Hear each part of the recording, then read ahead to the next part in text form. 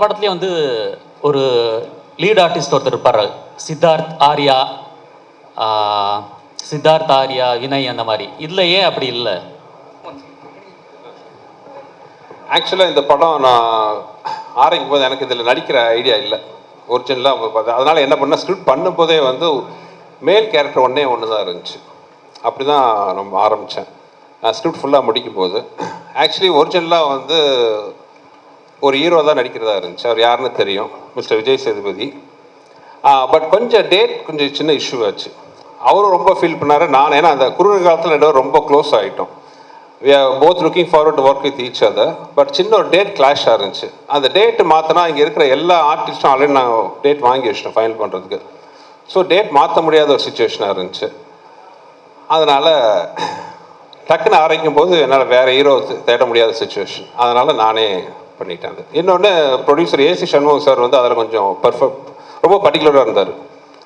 ஏன்னா அரண்மனைங்கிறது பார்த்தீங்கன்னா ஒவ்வொரு ஃப்ரான்ச்சைஸ்லையும் இப்போ இங்கே மட்டும் இல்லை மற்ற லாங்குவேஜ்லையும் போகும்போது அங்கே எல்லாத்துலேயும் ஒரு காமன் ஃபேஸாக நான் இருந்தேன்.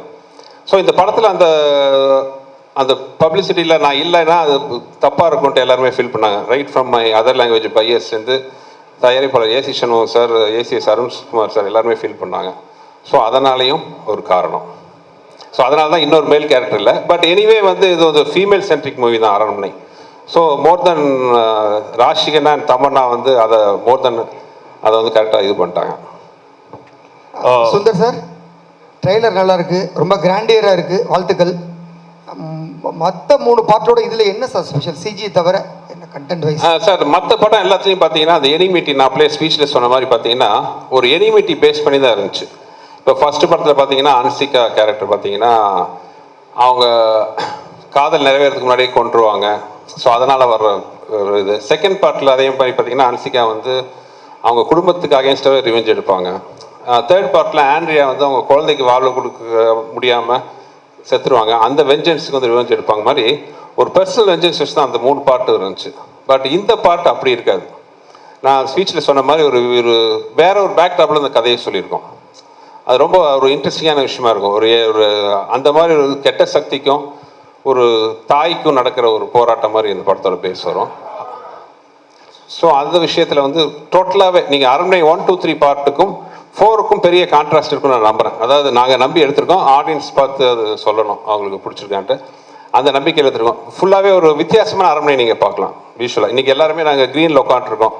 அது காரணமே பார்த்தீங்கன்னா அந்த படம் ஃபுல்லாகவே வந்து ஒரு க்ரீனரியா, அதாவது ஒரு காட்டுக்குள்ளே இருக்கிற ஒரு ஊர், காட்டுக்குள்ளே இருக்கிற ஒரு அரண்மனை, காட்டுக்குள்ளே இருக்கிற ஒரு போலீஸ் ஸ்டேஷன், காட்டுக்குள்ளே இருக்கிற ஒரு கோயில், ஃபுல்லாகவே அந்த க்ரீன் பேக்ட்ராப்பில் இருக்கும். ஸோ அதனால தான் அந்த ஒரு சிம்பாலிக்காக தான் எல்லாம் க்ரீனில் இருக்கும். ஸோ இட் வில் பி ஒரு விஷுவலாகவும் ரொம்ப பிரமாண்டமாக இருக்கும். ஸ்கிரிப்ட் சைட்லையும் பார்த்தீங்கன்னா ஒரு சேஞ்ச் இருக்கும். சுந்தர் சி சார், பெரும்பாலும் வந்து தமிழ் சினிமாவில் பார்த்தீங்கன்னா வந்து இந்த சீக்வல் இல்லைனா ஃப்ரான்ச்சைஸில் வந்து சக்ஸஸ்ஃபுல்லாக இருந்ததில்லை. 1, 2, 3 வந்திருந்தாலும் அந்த அளவுக்கு. பட் உங்களுக்கு வந்து 4th சீக்வல் வரைக்கும் அந்த ஃப்ரான்ச்சைஸியில் வந்திருக்கீங்க.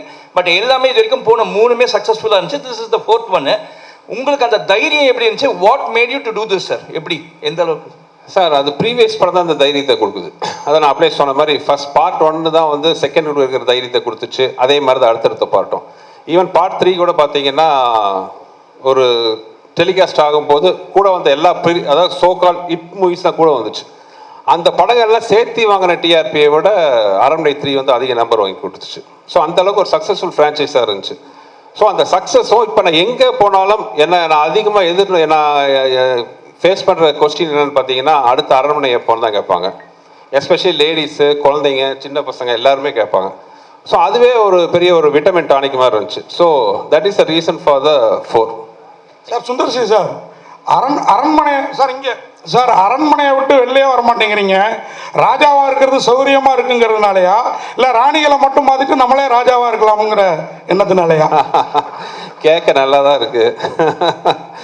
அப்படி இல்லை. ஆக்சுவலி நடுவில் நிறைய படம் பண்ணிட்டு தானே சார் இருக்கேன். நீங்கள் ஒரு பார்த்தீங்கன்னா கிட்டத்தட்ட அரண்மனை 1 வந்து ஐ திங்க் 2013 வந்துச்சு. இப்போ 2024 வந்து 4th பார்ட் வருது. இதுக்கு நடுவில் நான் ஒரு கிட்டத்தட்ட இப்போ 7-8 படத்துக்கு மேலே நான் பண்ணியிருக்கேன். கலகலப்பு பண்ணேன், தீயா வேலை செய்வோம், நிறைய படங்கள் நான் பண்ணியிருக்கேன். பட் நீங்கள் கேட்குறது அது ஒரு வகையில் அரண்மனை வந்து ரொம்ப ஒரு வசதியான ஃப்ரான்ச்சைஸ். உண்மையை சொல்ல போனால் எனக்கு வந்து நான் யார் வாசலையும் போய் எந்த படத்துக்காக யார்ட்டையும் போய் நின்னதே கிடையாது. நான் என்ன நம்பி படம் எடுக்கிறேன், எனக்கு பிடிச்சவங்களோட சேர்ந்து ஒர்க் பண்ணுறேன். அப்படி இருக்கும்போது வந்து அரண்மனை வந்து எனக்கு ரொம்ப ஒரு கம்ஃபர்ட் ஜோனாக இருக்குது. நீங்கள் சொன்ன மாதிரி அடிஷ்னல் அட்வான்டேஜஸ் ராணிகள் இருக்காங்க சார். அதே மாதிரி சார் சுந்தர் சார், அதே மாதிரி ஒரு பெரிய பெரிய நடிகைகள் ஒரு 2-3 ரவுண்டு வந்துட்டு கொஞ்சம் அவங்க பிரேக் எடுத்துக்கலாம், கொஞ்சம் ரெஸ்ட் எடுத்துக்கலாம்னு நினைக்கிறப்ப உங்கள் படத்தில் வந்து திருப்பி அவங்க அடுத்த ரவுண்டை ஸ்டார்ட் பண்ணுற மாதிரி ஒரு சூழல் வருது. இது வந்து நீங்கள் வந்து நடிகைகளுக்குலாம் ஒரு வேடந்தாங்கல் மாதிரி இருக்கிறதா எனக்கு தோணுது. ஒருவேளை மேடமும் ஆர்டிஸ்ட் அப்படிங்கிறதுனால அவங்களுக்கு அந்த மாதிரி அவங்கள சார்ந்தவங்களுக்கு நம்ம சப்போர்ட்டாக இருக்கணும் அப்படிங்கிறதுக்காகவே இந்த மாதிரி படங்கள், ஏன்னா நல்லா ஓடவும் செய்யுது அந்த படங்கள், அப்படி ஒரு ஃபீல் உங்களுக்குள்ளார இருக்கோ? இல்லை, அப்படி எதுவும் இது வரைக்கும் நான் நினச்சதில்லை. அப்படி ஏதாச்சும் என் படத்தால் வந்து ஒரு ஐப்பு மணி வந்துச்சுன்னா வந்து ஆண்டவனுக்கு நன்றி தான். Sundar sir, Mani here, right here. Yes sir, yes sir. Congratulations. Thank you. Trailer looks very impressive. சரி, நீங்க உங்க கோர்ஸ் ஆஃப் த ஸ்பீச் வந்து நீங்க என்ன சொன்னீங்கன்னா, யூ செட் இந்த படத்துல பாக் அப்படிங்கிற ஒரு கான்செப்டை பத்தி we've dealt அப்படின்னு, and it's part of Assamese folklore. அப்போ இந்த படத்தினுடைய கதை வந்து செட் இன் அஸ்ஸாம்ங்களா? Where did you shoot? Was this natural location இல்லாட்டி செட்டா? அண்ட் உங்களுடைய CG is also impressive. Tell us about how much time you spent and the firms that were involved. இந்தியாவில் கொடுத்தீங்களா இல்லாட்டி was it done abroad? Yes sir, எனக்கு thanks for the question. இந்த விஷயத்தை நான் வந்து என் ஸ்பீச்சில் விட்டுட்டேன். ஸோ நீங்கள் கேட்டதுக்கு ரொம்ப தேங்க்ஸ். பாயிண்ட் நம்பர் 1 வந்து நீங்கள் சொன்ன மாதிரி this folklore was based in Assam, but the story is not based in Assam. So அது ஒரு கதையில் சின்ன ஒரு இன்ட்ரெஸ்டிங்கான ஒரு நாட்டாக இருக்கும் அந்த விஷயம். ஸோ நீங்கள் கேட்ட கேள்வி படத்தில் ஒரு கரெக்டான பதில் இருக்குது ஒன்று. செகண்ட் வந்து எனக்கு சில விஷயங்கள்லாம் ரொம்ப ஒரு பிடிவாதமாக இருப்பேன். அதாவது ஒரு விஷயம் என்னென்னா, மக்கள் எம்ஜிஆர் சாங்கில் கேட்குற மாதிரி, என்ன வளம் இல்லை இந்த திருநாட்டில், ஏன் கையை ஏந்த வேண்டும் வெளிநாட்டில்ங்கிற மாதிரி நம்ம ஊரில் இல்லாத டேலண்ட் எங்கேயுமே கிடையாது. நீங்கள் பார்த்தீங்கன்னா நிறைய ஃபாரின் ஹாலிவுட் மூவிஸ் எல்லாம் கூட பார்த்தீங்கன்னா இங்கே தான் சிஜி ஒர்க் கொடுத்து பண்ணுறாங்க, ஆனால் கம்பெனிஸ் பேர்லாம் அவங்க மேலே தான் வருது. இந்த படம் முழுக்க எனக்கு என்னென்னா, ஒரு விஷயத்தில் ரொம்ப உறுதியாக இருந்தேன். இந்த படத்தில் பண்ணுற சிஜி ஃபுல்லாகவே நம்ம ஊரில் தான், நம்ம ஊர் டெக்னீஷியன் வச்சு பண்ணவங்களும் ரொம்ப குறியாக இருந்தேன். படம் பார்த்து நிறைய பேர் என்கிட்ட கேட்டாங்க, நீங்கள் கேட்ட மாதிரி நீங்கள் பார்க்காம கேட்டீங்க, நான் பார்த்தவங்க கூட சில பேர் கேட்டாங்க, எந்த கண்ட்ரியில் பண்ணீங்க, எந்த கம்பெனியில் பண்ணீங்கன்னு. இது முழுக்க நான் சென்னையில் தான் நம்ம ஊர் டெக்னீஷியன் வச்சு பண்ணேன். அவ்வளோ பிரமாதமாக இருக்கும். இந்த கிளைமாக்ஸ்லாம் சில போர்ஷன்ஸ்லாம் பார்த்தீங்கன்னா வந்து நீங்கள் வந்து இந்த படத்தோட முக்கியமான சக்ஸஸ்ஃபுல்லான விஷயம் நாங்கள் சிஜியில் பார்த்த விஷயம் என்னென்னா, நிறைய இடத்துல உங்களுக்கு எது சிஜி எது ரியல்னு ஃபீல் பண்ண முடியாத அளவுக்கு ஒர்க் இருக்கும். ஸோ அதுவே இப்போ ஒன்றும் இல்லை, இப்போ தமனா ராஷிகன சாங் பார்த்தீங்க, அந்த சாங்கில் கிட்டத்தட்ட பேக்ரவுண்டில் ஒரு 70% வந்து சிஜி தான். ஸோ அதுதான் இதில் படத்தில் பெரிய ப்ளஸ் பாயிண்ட். மறுபடியும் அதே தான் நான் சொல்கிறேன், என்ன வளம் இல்லை இந்த திருநாட்டில் மாதிரி நம்ம ஊரில் இருக்கிற மாதிரி டேலண்ட் எங்கேயுமே கிடையாது. ஸோ நம்ம ஊர் டேலண்ட்டை வச்சே வந்து we can give such a wonderful result. Sundar sir, Thank you sir. Yogi Babu sir இன்னைக்கு பாலிவுட்லேருந்து ஹாலிவுட் வரைக்கும் பிஸியான ஆர்டிஸ்ட். அவரை வச்சு எப்படி ஷூட் பண்ணீங்க? எத்தனை நாள் கால் ஷீட்டு? அவர் எப்படி பர்ஃபார்மன்ஸ் படத்தில் அவரோடது? யோகி பரிதாபமாக என்கிட்ட மாட்டிகிட்டு இருக்காரு. யோகியை பொறுத்தவரை என்ன, யோகிட்ட நான் டேட் கேட்க மாட்டேன், சொல்லுவேன். யோகி அடுத்த மாதம் 12ஆம் தேதியிலேருந்து ஒரு 18ஆம் தேதி வரைக்கும் வந்துருங்க யோகி அப்படின்னா, அவர் ஏதோ போன ஜென்மத்தில் என்கிட்ட கடன் பட்டாரா என்னன்னு தெரியல. எந்த ஷூட்டிங்காக இருந்தாலும் கஷ்டப்பட்டு அட்ஜஸ்ட் பண்ணிட்டு வந்துடுவார். இப்போ கூட வந்து அடுத்த ஒரு படம் பண்ண போகிறோம், இப்போ தான் இங்கே தான் பேசிகிட்டு இருந்தேன், யோகி எத்தனாம் தேதி ஆரம்பிக்கிறோம் அப்படின்ட்டு. ஐயோ முடியாது, கஷ்டம், அந்த ஷூட்டிங்லாம் பதிலே இல்லை, அந்த வார்த்தையே இல்லை. சரி சார், எதுனிக்கு சார் வரணும் சார், வந்துடுறேன் சார், இவ்வளோ தான். ஸோ அது ஏதோ பூர்வ ஜென்ம பந்த மாதிரி ஆகி போச்சு எங்கள் 2 பேருக்கும். சுந்தர்சி சார்,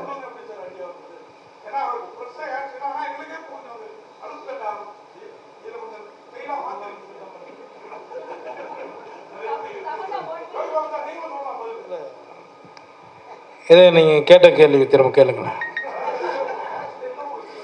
கேப் கேட்டுங்க, அதுதான் மேட்ரு. விடுங்க, இதுதான் பதில், அவ்வளோதான், விடுங்க. சுந்தர்சி சார், நீங்கள் அரண்மனை இங்கே ஸ்டேட் அரண்மனை 4 எப்பவுமே வந்து அரண்மனைனாவே 2 ஹீரோயின் கூட வந்து கண்டிப்பாக வந்து குஷ்பு மேடம் இருப்பாங்க. ஏன் கம்பல்சரி அவங்க வராங்களா, இல்லை வந்து நீங்கள் எடுத்துக்கிறீங்களா, இல்லை நீங்கள் வந்து தான் ஆகணுன்றாங்களா, சண்டை போடுறாங்களா?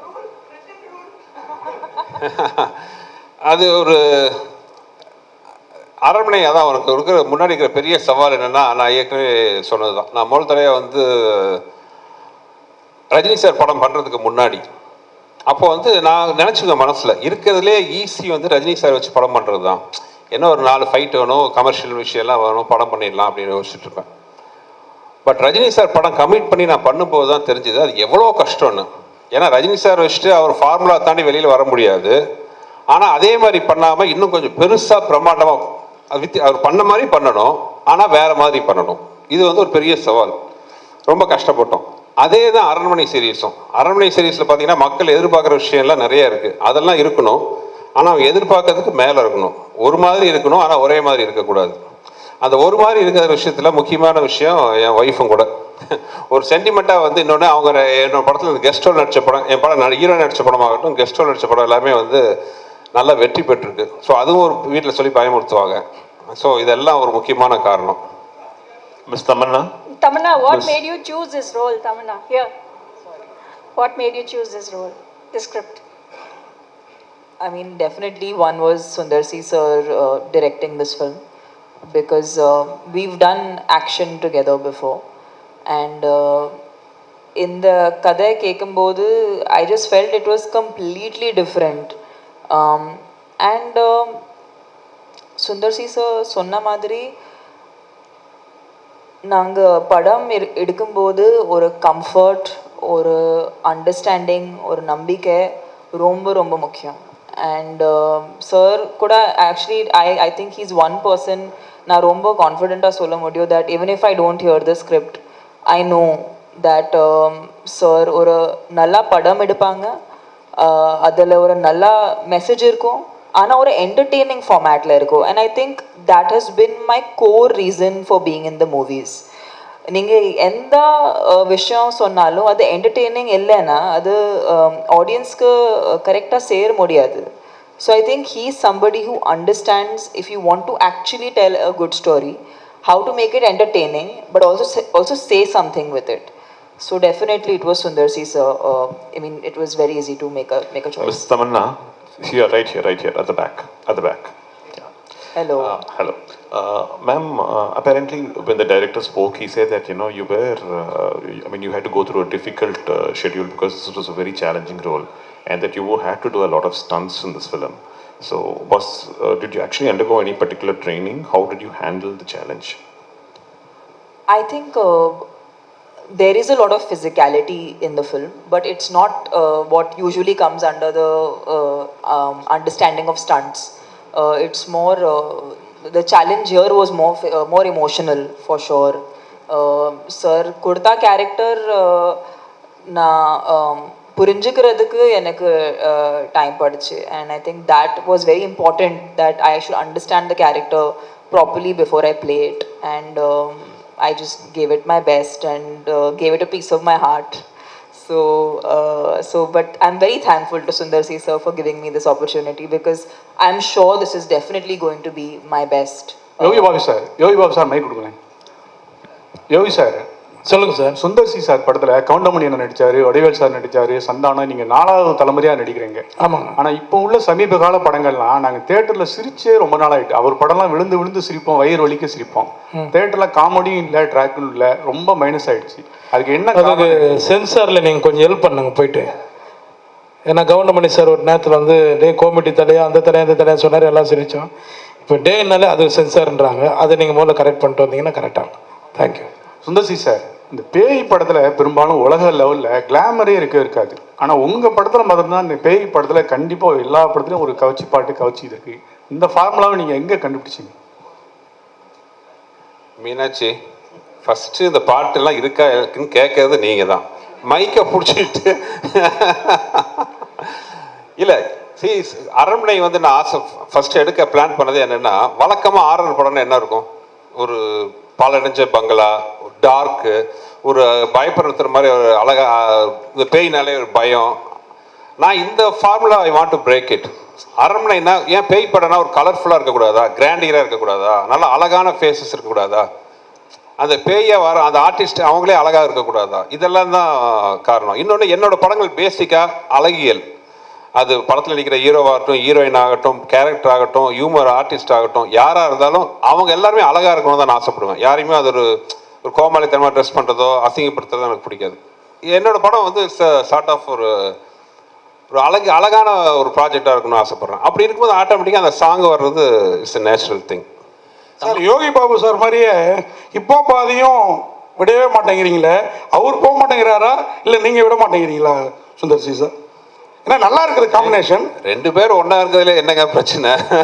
அதனால தான் கேட்குறாரு உங்கள் வாயிலிருந்து. இல்லை இப்போ அதான் தமன்னா, ராஷிகண்ணா, யோகி, விடிவி எல்லாரும் கூடயும் நான் கன்வின்ஸ் சார் படம் பண்ணுறேன். நீங்கள் இருக்கு இந்த ஸ்டேஜில் இருக்கிற எல்லாருக்கும் பார்த்தீங்கன்னா எனக்கு தெரிஞ்சு சந்தோஷ் பிரதாப் மட்டும்தான் இப்போ ஃபர்ஸ்ட் டைம் வந்திருக்காரு. இனி அவரும் பார்த்தீங்கன்னா எல்லா படத்துலையும் வருவார். எனக்கு அந்த கம்ஃபர்ட் ஜோனுங்கிறது ரொம்ப பிடிக்கும். என்ன புரிஞ்சுக்கிட்ட ஆர்டிஸ்ட் கூட, புரிஞ்சுக்கிட்ட டெக்னீஷியன்ஸ் கூட, ஒன்றில் இப்போ கேமராமேன் ஆகட்டும், என் கூட ஒர்க் பண்ணுற ப்ரொடக்ஷனில் இருக்கார் பாலகோபி ஆகட்டும், மணி, எல்லாருமே பார்த்தீங்கன்னா பிகினிங்லேருந்து என் கூட ஒர்க் பண்ணுறவங்க தான். So it's natural. விச்சு இருக்கார், என் முதல் படத்துலேயே என் கூட தான் இருக்கார். So it's natural process. Kovai சார்லாம், ஆமாம் உங்களுக்கு தான் ஒரு கேள்வி. கவுண்டமணி சார் முதல் யோகி பாபு வரை உங்களுடைய இந்த காமெடி பயணம் எப்படி இருந்தது சொல்ல முடியுமா? கொஞ்சம் குறிப்பிட்டு ஒவ்வொருத்தரையும். நான் ஆரம்பத்துலேருந்து இப்போ வரைக்கும் நானாக தான் இருக்கேன். என்ன மாற்றுறது வந்து இயக்குனர்கள் கையில் இருக்குது. ஸோ அவங்க எங்கிட்ட என்ன மாதிரி வேலைகள் வேணும்னு கேட்குறாங்களோ அது அவங்களுக்கு பிடிச்ச மாதிரி நான் செய்கிறேன். அதுதான் அன்னையிலேருந்து இன்னைக்கு வரைக்கும் என்னுடைய ட்ராவலுக்கு ஒரு காரணம். அந்த மேல் ஆர்டிஸ்ட்டை பற்றி சொல்லுங்கள், அந்த காமெடி நடிகர்கள் உங்கள் கூட நடித்தவங்களை பற்றி, கவுண்டமணி சார் முதல் யோகி பாபா வரை. எல்லாருமே டேலண்டட் பர்சன்ஸ். அதான் சொல்கிறேன். இப்போ காமெடியாக வந்து சாதாரணமாக எல்லாரும் டக்குன்னு காமெடி ஆர்டிஸ்ட்னு சொல்லிட்டு வர முடியாது. அவங்களுக்கு தனி திறமைகள் இருந்தால் மட்டுமே தான் அவங்க வந்து மக்களுக்கு நடுவில் அவங்களுக்கு பிடிச்ச நடிகர்களாக வாழ முடியும். அப்படி இருக்கிற பட்சத்தில் கவுண்டமணி சார்லேருந்து இன்றைக்கி யோகி பாபு அவர் வரைக்குமே வந்து உங்களுக்கு பிடிச்சதுனால தான் இப்போ அவரை பற்றி என்கிட்ட கேட்குறீங்க, சரியா? உங்கள் எல்லாருக்கும் அவரை பிடிக்குது இல்லையா? அப்போ அவர்கிட்ட ஏதோ ஒரு திறமைகள் இருக்குது. திறமைகள் இல்லாமல் யாருமே வந்து காமெடி நடிகராக வர முடியாது.